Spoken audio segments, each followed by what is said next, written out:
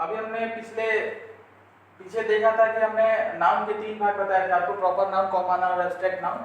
हम लोग शुरू करते हैं प्रॉपर नाउन से।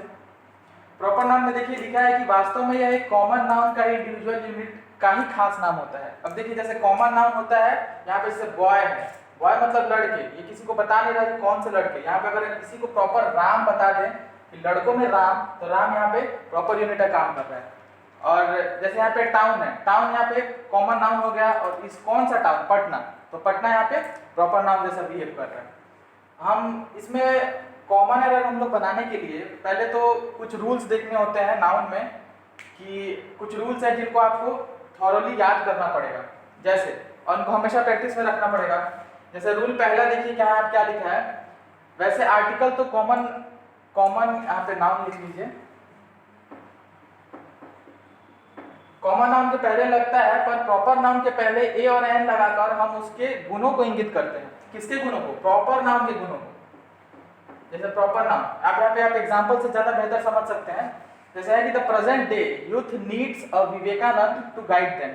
मतलब आज के दिनों में यूथ, मतलब जितनी नए पीढ़ी के लोग हैं उनको यूथ कहते हैं।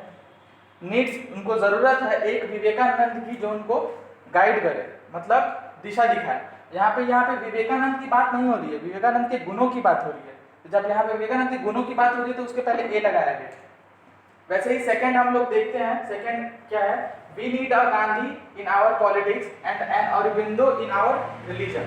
गांधी जी को तो आप सबको जानते ही होंगे। तो यहाँ पे गांधी और अरबिंदो घोष की बात नहीं हो रही है, यहाँ पे उनको गुणों की बात हो रही है, तो उसके पहले ए लगा है या उसके पहले एन लगा है। जैसे आप लोग अरबिंदो घोष को तो जानते ही होंगे, एक धर्म प्रचारक थे और ये बंगाल के थे। आप लोग जीएस वाले सर आपको ज्यादा बेहतर बताएंगे इसके बारे में। अब हम आगे देखते हैं कि इसमें ए और एन के बारे में तो हम लोग बात कर लिए, जैसे कि आर्टिकल तो बोल ही दिया कि ए और एन, आर्टिकल में एक द भी आता है, उसके लिए भी एक रूल है जो कि हम लोग आगे देखेंगे। अभी हमने पीछे देखा कि अब प्रॉपर नाउन में ए और एन आर्टिकल का यूज कैसे किया जाता है, जो भी था। अब एक और आर्टिकल होता है द, उसका यूज हम यहाँ पे देखेंगे। यहाँ पे देखिए ऊपर लिखा है, परंतु अगर किसी एक व्यक्ति के गुण से दूसरे के गुणों की समानता दिखानी हो तो उस नाम के पहले, इसके गुण की समानता दिखानी है, उस नाम के पहले द का यूज किया जा सकता है। जैसे एग्जांपल से हम लोग ज्यादा बेहतर समझेंगे। Kalidas is the Shakespeare of India.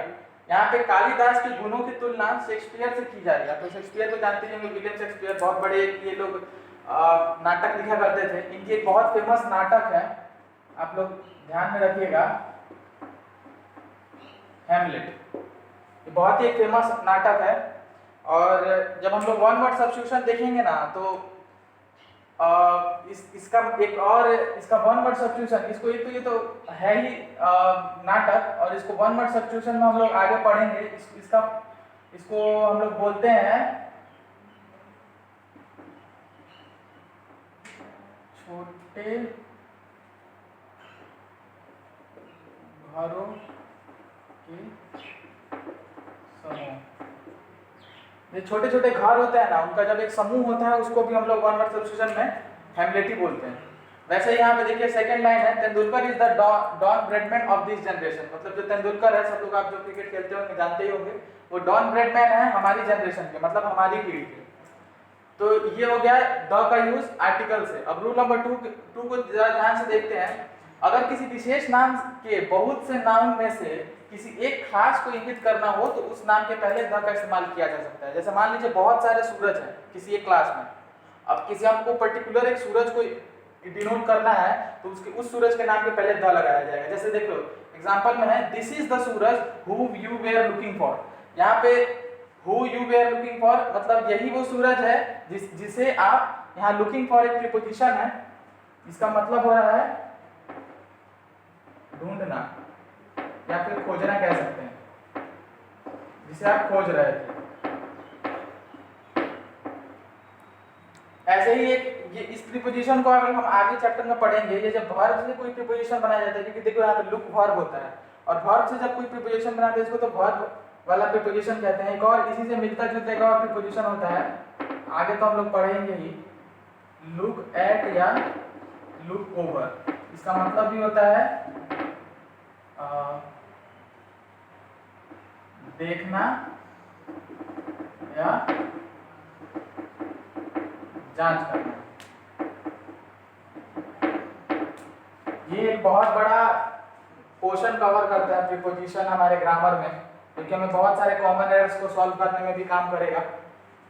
तो हम लोगों ने अभी तक 2 रूल को डिस्कस किया है, आगे भी देखते हैं। इसमें और 3 रूल है जो जल्दी जल्दी हम लोग कंप्लीट करते हैं।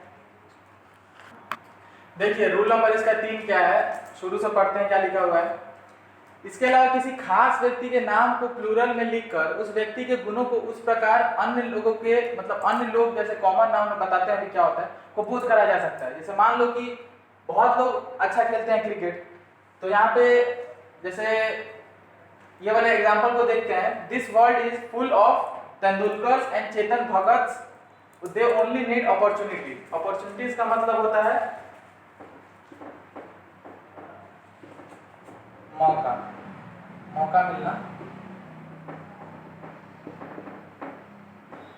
मतलब ये जो संसार है या फिर यहाँ पे जितने भी अच्छे क्रिकेट खेलने वाले हैं, यहाँ पे बहुत ज्यादा अच्छे क्रिकेट खेलने वाले हैं और यहाँ पे बहुत ज्यादा अच्छे लेखक हैं। लेकिन यहाँ पे देखिए अच्छे खिलाड़ी को तेंदुलकर से यहाँ पे जैसे तेंदुलकर बहुत अच्छा क्रिकेट खेलते थे तो तेंदुलकर से कंपेयर नहीं हो रहा है, उनके गुणों से कंपेयर हो रहा है, इसलिए तेंदुलकर में एस या फिर चेतन भगत में एस लगाया हुआ है। ये इसका मतलब ये नहीं कि बहुत सारे तेंदुलकर है, तेंदुलकर तो एक ही था, लेकिन उनके गुणों से कंपेयर किया जा रहा है और लोगों को, और वही लोग जो जिनसे कंपेयर हो रहा है वो कॉमन नाउन को डिनोट करते हैं।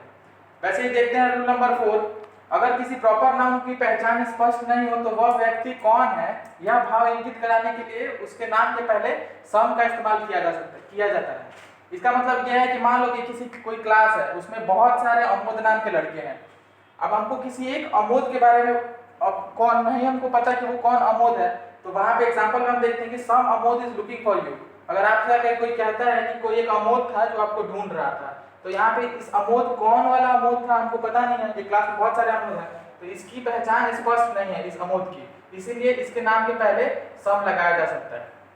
देखिए ये छोटे छोटे रूल्स हैं जो आपको ध्यान रखना पड़ेगा। बहुत सारा बार होता है कि कॉमन एरर दे देगा, यहाँ पे इस चीज को सम अमोद इसको उल्टा कर देगा, अमोद सम इज लुकिंग फॉर यू। तो आपको देखना पड़ेगा यहाँ पे कॉमन एरर ऐसे आता है, ऐसे ऐसे आपको बांट देगा ऐसे, और यहाँ पे ABC लिख देता है A B C और D, और यहाँ पे एक चौथा ऑप्शन भी होता है नो एरर, 5वां ऑप्शन तक, इसमें कोई गलती नहीं। तो यहाँ पे हमको जब ये रूल हमको याद रहा है कि सम का यूज अमोद के साथ मतलब नाउन चैप्टर में पढ़े थे कि सम का यूज कहाँ और कैसे होता है, तब हम इस चीज को अच्छे से सॉल्व कर पाएंगे। इसका एक रूल और है प्रॉपर नाउन में जो हम देख लेते हैं, उसके बाद खास इसमें कुछ ज्यादा प्रॉपर नाउन में बच नहीं जाता है। प्रॉपर नाउन का एक लास्ट रूल है, इसे भी देख लेते हैं। यहाँ पे लिखा हुआ है कि व्यक्तियों के सरनेम को प्लूरल हो या फिर सिंगुलर किसी में भी एपोस्ट्रोफी के साथ लिखने से उनके घर का बोध कराया जा सकता है। एपोस्ट्रोफी का मतलब तो आप लोगों को पता ही होगा, जैसे कोई भी हम लोग लिखते हैं राम कर ऐसे लिखते हैं तो इसको ही एपोस्ट्रोफी एस बोलते हैं, एपोस्ट्रोफी बोलते हैं तो इसको लोग एस लगाते हैं। तो ऐसे लिखने से उनके घर का, जरूरी नहीं है कि उसके बाद आप हाउस लिखिए। एग्जांपल से देखते हैं, यस्टरडे आई वेंट टू शर्माल, इसका मतलब हुआ कि मैं कल, यस्टरडे मतलब आपको पता ही होगा कल, बीता हुआ कल, मैं शर्मा के घर गया था। इसके बाद हाउस लिखने की जरूरत नहीं है। और ये जो चीज है हम लोग आगे ही इस नाउन चैप्टर में पढ़ेंगे, केस आता है तो केस में हम लोग इसको ज्यादा डिटेल से पढ़ेंगे। तो आज के लिए बस इतना ही रखते हैं, कल फिर कंटिन्यू करेंगे।